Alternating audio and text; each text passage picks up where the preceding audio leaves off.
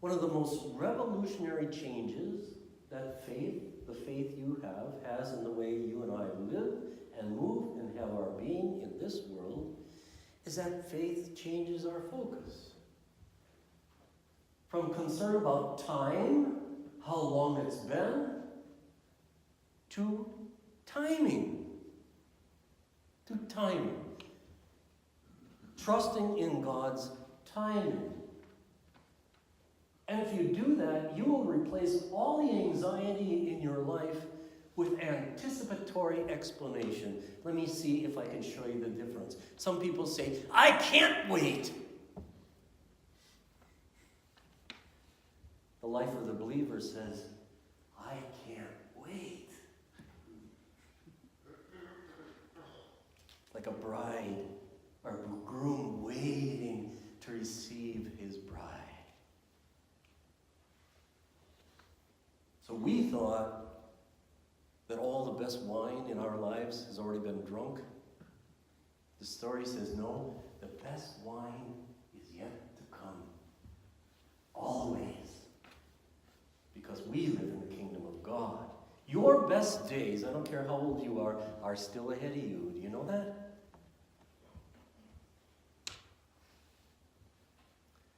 The best wine is yet to come. Don't you doubt it. That's what living in the kingdom of God is like. I can't wait. And this story points you like a sign. It points you toward that kind of truth and that way of living. And that's what St. John says. He says, after Jesus made the water into wine, then something great happened. And it wasn't about making water into wine. John says, Jesus' disciples believed in him. They believed in him because an answer to prayer came in a very unexpected way and in a way that they never could have imagined. And they started looking at the future. I can't wait for it to come. And that is the more important thing that happens in this story.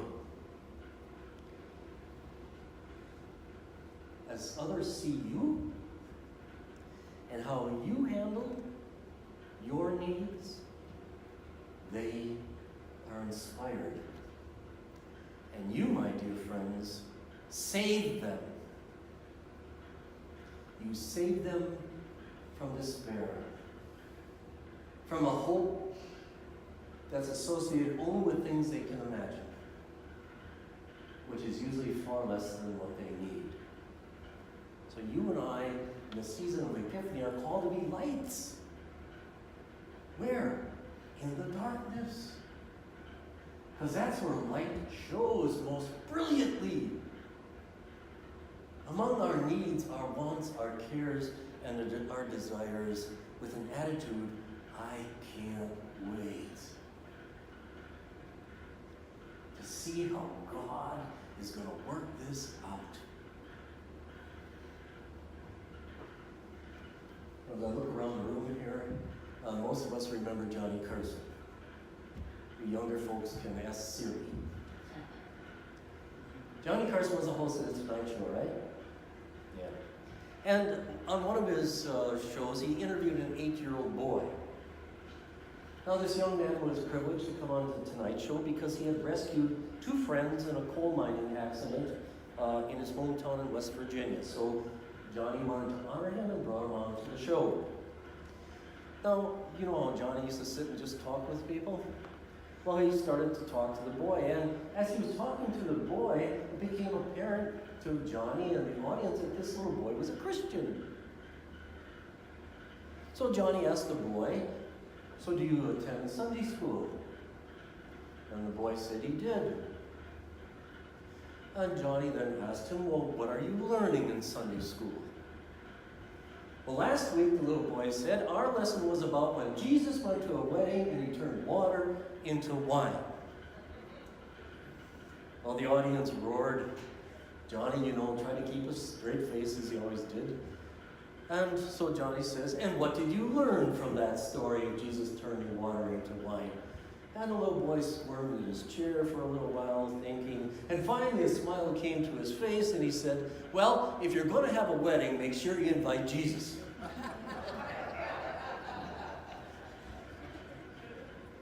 So do you want to have a celebratory life?